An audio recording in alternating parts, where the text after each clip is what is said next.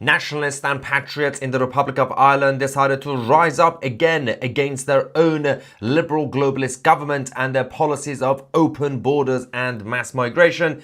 And of course, the Irish Garda decided to do a massive crackdown, resulting in violence.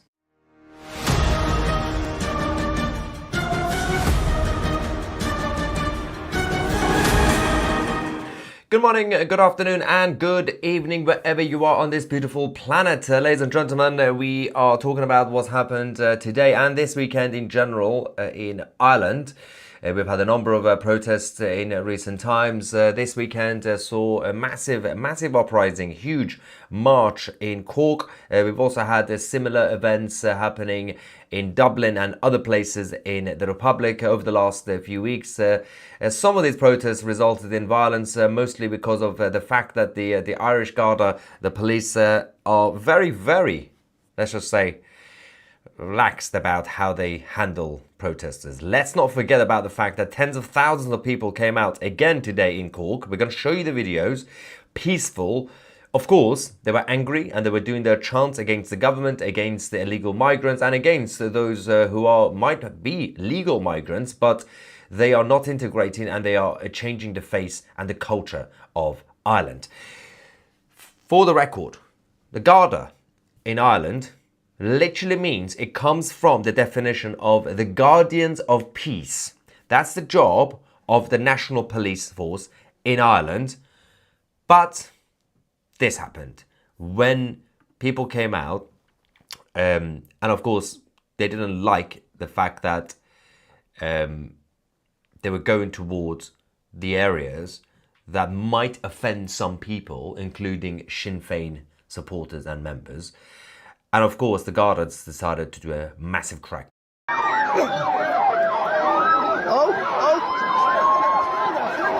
them off him! Get them off him! Get them off him! Get off him! Get off him! Get off him! Get off him!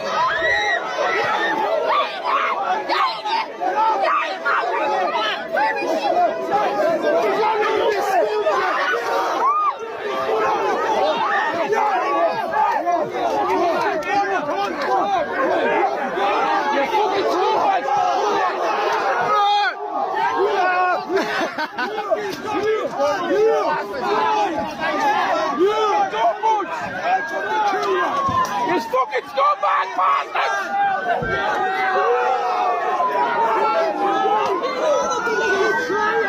Fucking scum! Fucking hell, that shit.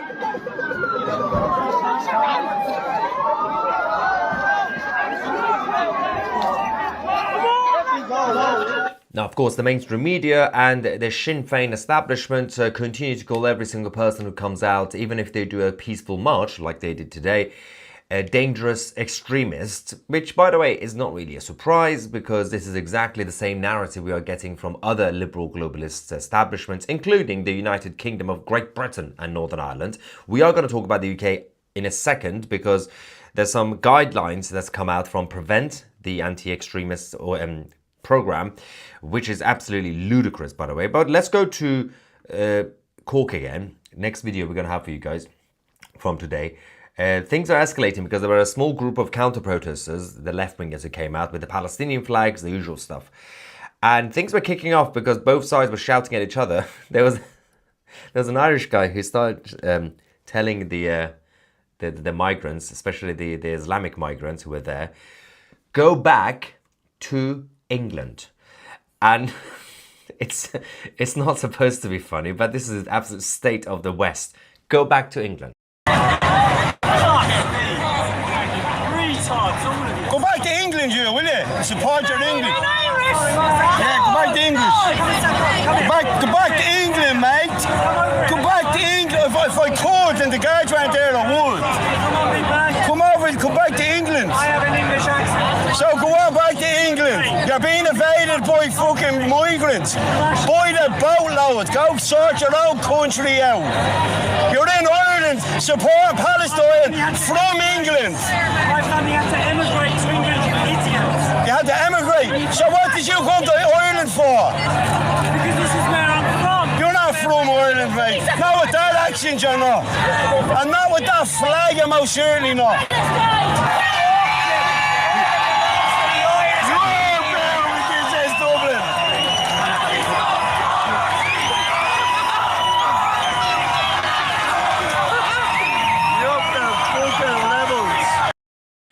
Look at the crowd from the Irish side and a small crowd from the pro-mass migration side and, of course, the pro-Islamist side. There were a lot of people, firstly, the latter, the group that support mass migration, multiculturalism and Islamism, these work and operate on an international level. That's what people call them globalists. They're not just globalists because they believe in, for example, a one world government or no borders, no flags. They also operate, they also help each other on an international level. So they do bus people around. Actually, that some people would go to Cork, to Dublin, from England, and vice versa. People from the Republic, the Sinn Féin supporters and the so-called Palestinian supporters, they also come to London to support the Palestinian protests. It works both ways, and this is the biggest problem that we have, and this is why for the first time over the last couple of years we are finally seeing patriots and nationalists from different countries actually supporting each other, because you're fighting on an international level. The globalists and liberal globalists, they're supporting each other. And for a long time, nationalists and patriots have been abandoned. They just work in their own country because they thought, well, I have to focus on Ireland, I have to focus on France. Yes, absolutely. But you also have to support each other. You don't have to give up on your own fight.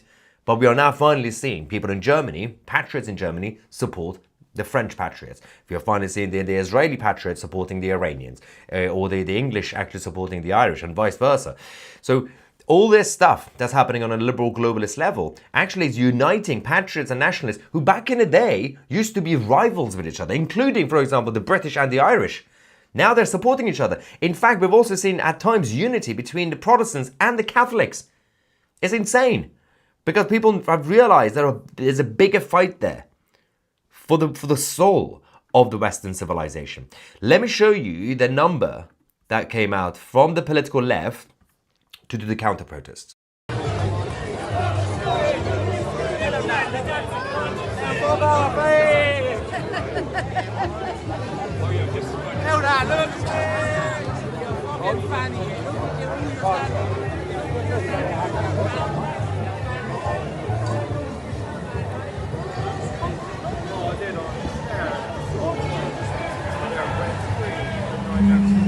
All the lads.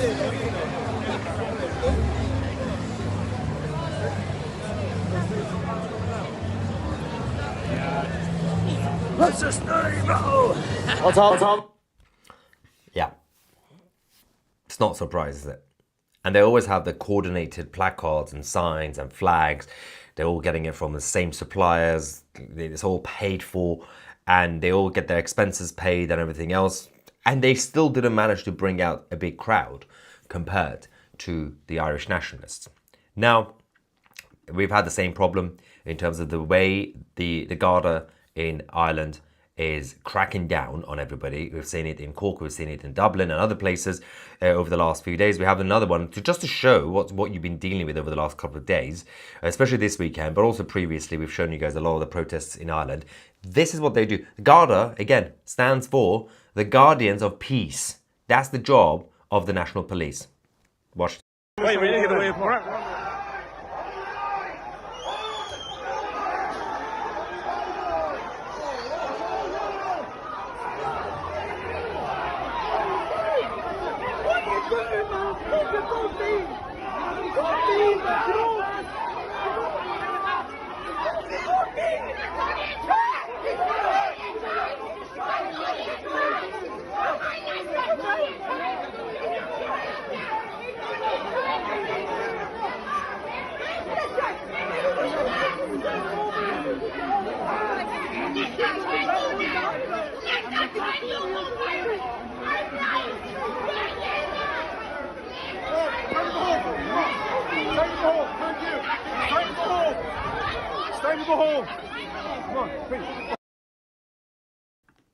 Yeah.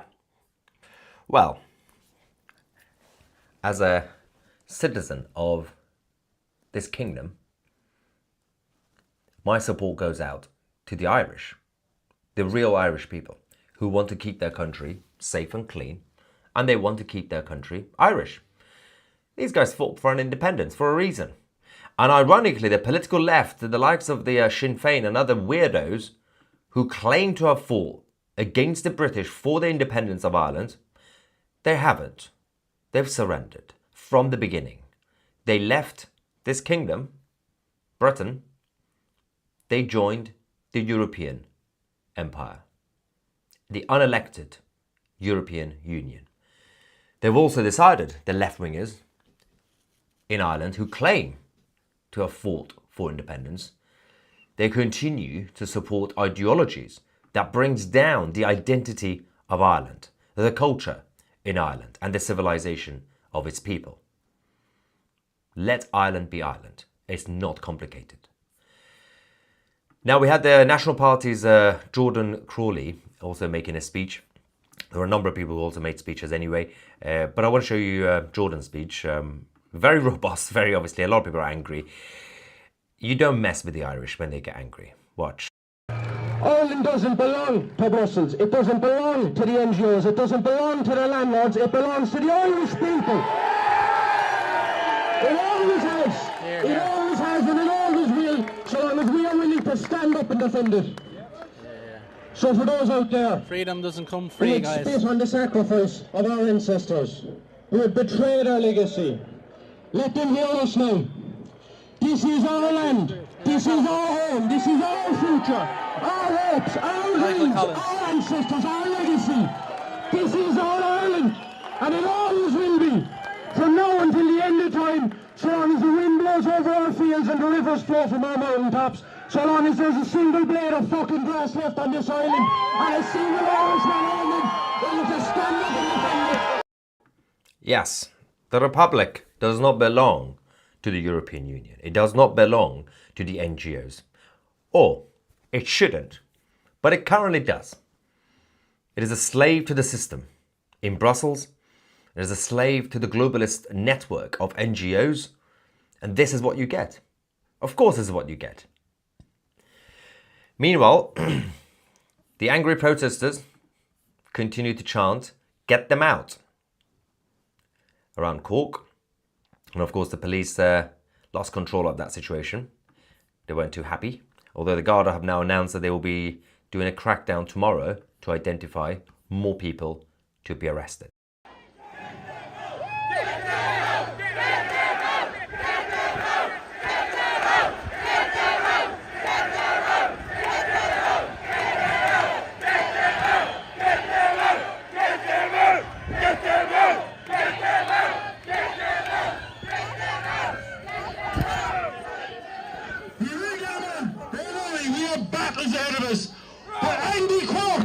I presume you're here today. Andy Cork may or may not know of the significance of when he chose to cover the country in the green, white and gold, the spiritual significance of it. He stumbled upon something amazing because our flag, the Irish flag, means peace and unity between Catholics and Protestants. Right? And we know we haven't had a great history. We haven't, right? But believe me, we have a worse enemy coming, and the gates of hell are getting very, very close. So we need to come together. No. There has to be unity. At this point, the debates between Protestant and Catholics, which becomes a very deep and cultural thing, put that aside, fix the country first. Then you could have your cultural debates. Now, protests continued. For those who want to believe the mainstream media that the Irish nationalists and patriots were violent from the beginning against the harmless and innocent Garda, no. Tens of thousands of people came out, peacefully marched, chanted against the government, against the mass migration. The media didn't show that part. We will show that part.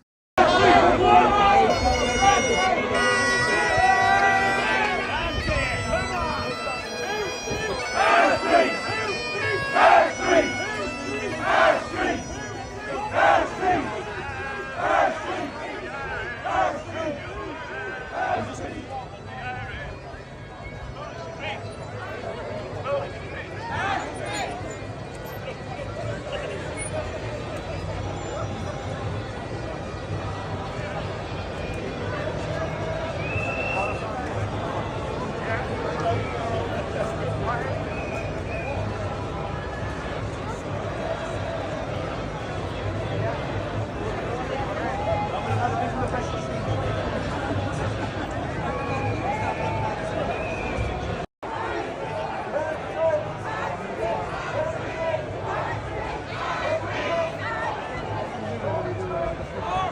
know what you do for camera. You know what?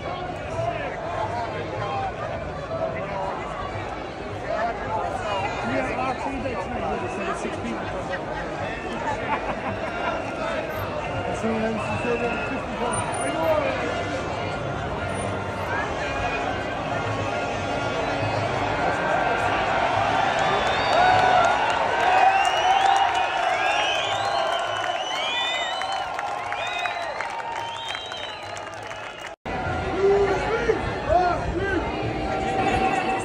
Now, as I said, the way the police, Garda, reacted again, and they was very, very robust and physical anyway, they treat everybody that they see on these marches as a potential extremist, some sort of far-right terrorist, right? It's because their fellow allies and countries, like the UK, like France, also do the same thing. So they feel confident that they can do that to their own Irish citizens. When in Britain, for example, in case you haven't heard this weekend, Prevent, which is the anti-extremist program that the government has, right? Their job is to, they were literally created to de-radicalize, especially Islamists. That was the point, and it didn't really work.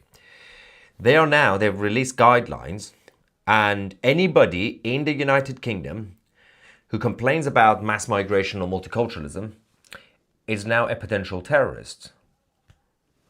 Now, I can already tell some of you are saying, oh, that's ridiculous, right? And some of you are like, classic, typical. If I had said what I said in 1998 or even 2008, people would have been like, what does that even mean? We've been called names, football hooligans, far-right thugs, names, fascists, neo-Nazi, whatever, all that. That's one thing. But the government considering you as an actual potential terrorist, this is the evidence, by the way. Terrorist ideologies, extreme right-wing. Now, let's see how they define extreme right-wing in the United Kingdom. We define extreme right-wing terrorism as the active or vocal support of ideologies that advocate discrimination or violence against minority groups. They're very different things. Expressing support for discrimination is one thing. Violence is violence. Violence has always been illegal. Violence is violence against anybody. But they included that with the expressing support, vocal support, discrimination, right? The three main, about the most common subcategories. Cultural nationalism. Western culture is under threat. This is the definition. From mass migration and a lack of integration by certain ethnic and cultural groups. They moved away from the fight against ethno-nationalism, right? Saying there are people who care about skin color. They've moved on from that. They're now coming for everybody. Even people like Douglas Murray, for example, right? Culture. If you support your culture, and by the way, their own definition shows their own problem. It says, it's not really just about thinking there's a threat from mass migration. No. If you think it's a problem to have a lack of integration by cultural and ethnic groups, hang on. So wanting integration is now terrorism. That's mainstream center-right politicians. They want that, right? Everybody's a terrorist now. And of course, white ethno-nationalism, that's mass migration from non-white world. That's already included, that's always been included, right? White supremacism included. Now again, that shouldn't be terrorism. That's an ideology, that's a worldview, right? That I disagree with in terms of white supremacy or black supremacy or any sort of supremacy. But it's a view, it's an opinion, it's your ideology, whatever it is. Shouldn't be illegal. You should believe in whatever you want to believe in. The only thing that should be illegal, which it already is violence. That's it.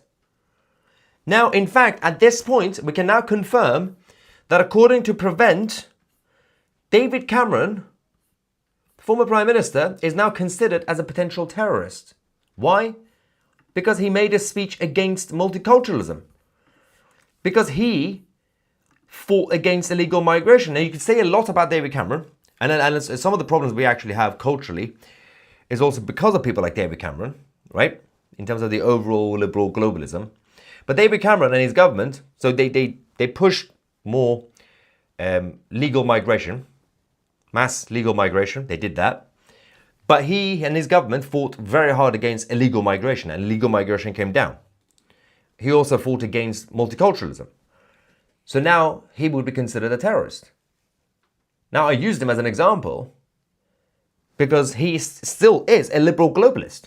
You know, he still believes in migration overall being a good thing, right? But he simply believes that numbers should be controlled and they should be legal, and multiculturalism is bad, you have to become British. So he's a terrorist now. So it's not just people who are ethno-nationalists or people who are cultural or civic nationalists like Tommy Robinson, or people who actually believe in the Western civilization like my good friend Douglas Murray. It's even the former Prime Minister David Cameron, a liberal, who still did more legal mass migration. He will be considered as a terrorist. I mean, is Australia a terrorist state now for controlling sports? The whole country. It's insanity. But this is it. What are you guys thinking in the chat? Super chats first, then we're going to go to the members of 2CTV Plus as well, then non-super chats. JNM says, I bet the AI robots will be on the streets in next. Which streets? Our streets.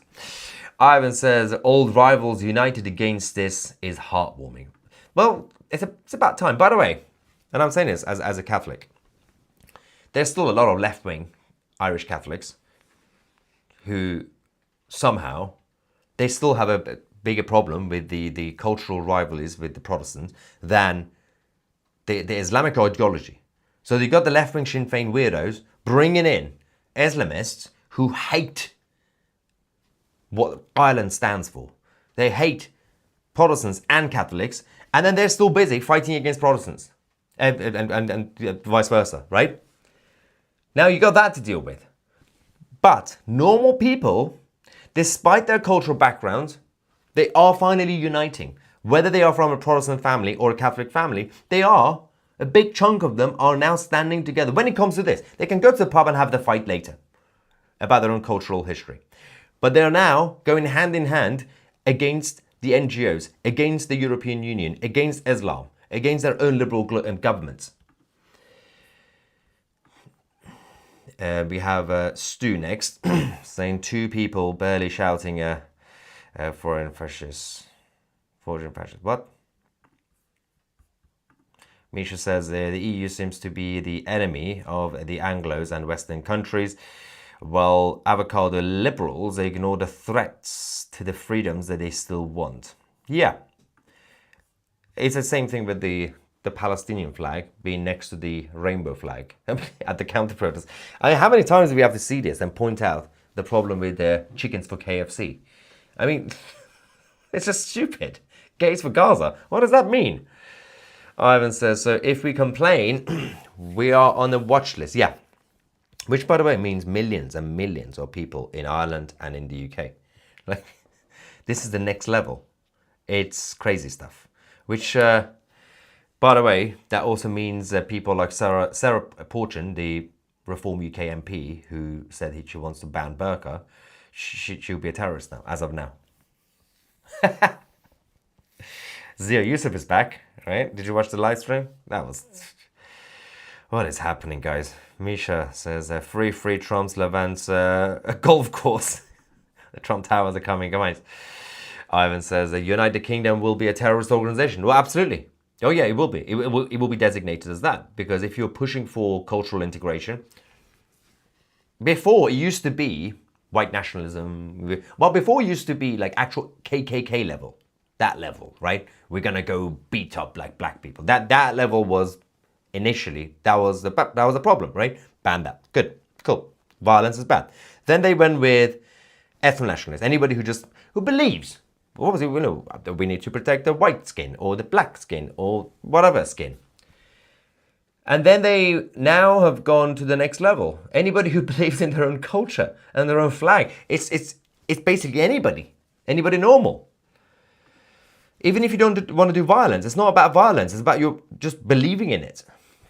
Nomad says minority groups can be far more violent than the majority and control the government. Followers of Islam are more violent even if they're in minority. Yeah, but they surrender. I've used this example many times. A couple of years ago, when the Islamic families in Birmingham and in Leicester were protesting outside schools for teaching very, very basic sex education, the government, the media, the local authorities surrendered, saying, yes, of course, we have to listen to the concerns of these parents. When white English families were protesting against schools bringing in drag queens and teaching very, very graphic sex education and trans education to primary school kids, when the white English families were complaining, they were saying, no, shut up, you don't know what you're talking about, you're just a fascist. They didn't listen to their concerns, but the Islamic families opposing very simple, basic sex education for secondary school kids, that you have to listen to their concerns. Now you wonder why there's a lot of problems when it comes to that topic in some of the Islamic cultural families, because they didn't get the basic education. They don't even know what to do. They just force themselves on people. Now, Cameron says, Ireland, we do not want them back, so don't bother. Oh, England. That was funny though. McGrath says, how could white supremacy exist in Ireland when we natives are white by majority for hundreds of years? Well, no, they can't have the white supremacy, right? So it's interesting because what about other countries? Should they do the same thing? For example, African countries, should they fight against African supremacy, right? It would be ridiculous, right? But, and by the way, if you want to see actual real racism, like proper, like based on skin color and all that, not just in terms of defending the culture, go to any other continent, from South America and Africa to Asia. Now you'll see actual real violent racism. If you're going to keep complaining about the Western Europeans and North Americans and Australia and New Zealand, I can show you actual racism. And Lee says, total respect to you, Maya. You are our news, but you are so relaxed. How? We are so angry and our patience has now run far too thin. You're going to have to stay focused. It's the only way to continue, because despite all the threats and everything else, you're going to have to keep fighting. If you show weakness, it's the end. As it says, even on Saturday, you are bringing us live news. Thank you, TCTV. Thank you very much, of course, with your support. I will continue to do that. Let's get the members of 2CTV Plus. What are you guys? Whoa, what's going on here? All right, let's go to the top. If you want to be a member of 2CTV Plus, of course, go on 2c.tv down here, and you will get obviously access to the chat forum and documentaries and everything else. Right, Real Marmite says the Irish are speedrunning what we are going through. It's going to be very interesting how it ends, because it will be a window into what will happen over here. Yep. Scrolls Away says that this needs to stop. We see you, establishment, and we know what you are up to. Glad this didn't happen in Letterkenny a few weeks back, when my kin were out protesting peacefully. When you have both Christian sects, which normally fight each other, are now marching and protesting side by side against the state, then you know it's not going to be stopped. Just think of all those weapons from the Troubles still hidden. They won't stay hidden much longer. The old ways are never forgotten. I mean, that's the other bigger fear that the establishment should really have. They will one day regret this decision. It will be too late for Ireland. It is a globalist plan to destroy all the Patriots' culture. This is demonic. We need to stand and pray for right leaders. Desmond says, what do the police across all Western countries think is going to happen if Islam takes over? Do they actually believe they won't be replaced? I think they genuinely think it's going to be fine. And I think they think the best thing you could do is to eliminate this. This is what they think, but I don't think that. They think what Islam will do and multiculturalism would eliminate this toxic obsession with Western European identity. Let's just get rid of that and just, look forward to the future. Star Trek fantasy world. Katie says that the only thing that Islamists are good at is creating third world countries and then moving to the next one. Yeah. Rambo says this social terrorism is wrong. The more government suppresses the voice of the masses, the more it inadvertently supports Islam. Remember who else dressed in black during the 30s? Yeah. There's a meme about Nigel and Zia Yusuf. Nigel gives Zia his toys back after he threw them out of the pram a couple of days ago. Oh no, that was so ridiculous. Anyway, let's get some more non-super chats. We got Nick saying that tens of thousands need to teach the police whose streets they are. No surrender. There is a very strong communist political undercurrent that goes back to the Irish political parties in the 20s before independence. Yeah, the problem with that was everything happened at the same time. With the rise of Karl Marx and after his legacy, obviously you had the result in Russia, the revolution, and the toxicity of it that reached France. And of course, the Catholic cultures started to absorb that virus, even if they didn't become communist, because they were more Western. So like France, and when the Irish were fighting for their independence, then by the way, this isn't really about all Irish people. There was an element of the political movement of it, who then became all these far left weirdos and Sinn Féin, all that. They always had it. This comment is absolutely spot on. The mentality of Karl Marx, which resulted in multiple different ways. One result was the revolution in Russia. One thing about was the creating basically left-wing liberalism in France. It was all about the victimhood mentality, saying that if you are the underdog, you're always going to be a loser. So you always have to believe in your savior. So the left-wing parties and left-wing movements, what they decided to do in countries like Ireland, even after winning the independence, they continued that victimhood mentality. Now, over time, most Irish nationalists and patriots have moved on. They're like, okay, well, we have our country now. Let's keep it great. And Ireland became a great country and a great neighbour to the UK, despite everything, by the way, especially the last couple of decades. Now, they can see, the normal Irish patriots can see, like, what are you doing? So your victimhood nonsense, the mentality of the oppressor and the oppressed, has reached a level where you are now going against the Irish flag, the same flag that you claimed to fought for during the independence. You're now bringing in other people's countries' flags. You're now allowing the NGOs and Brussels to tell us what to do. Raw Review says the biggest joke is the rainbow flag being flown alongside the Palestinian flag. That was so weird.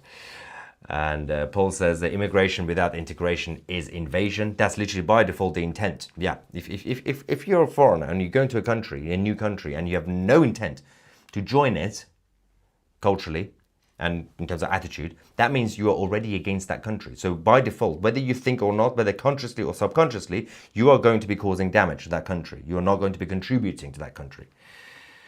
B. Brown says, as an Irish person, the situation is serious. It's not safe for women. We are intimidated and stared at like a piece of meat. I am sick of it. As an Irish woman, it's time for the men to step up. Yes. We have a couple of more super chats as well. We got Jimmy from the Republic. Thank you very much for the support. So do we have more 2C members? Where are they? Okay.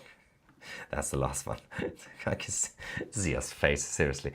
Anyway, ladies and gentlemen, this was the latest update from Ireland from this weekend, and everything else happened earlier today.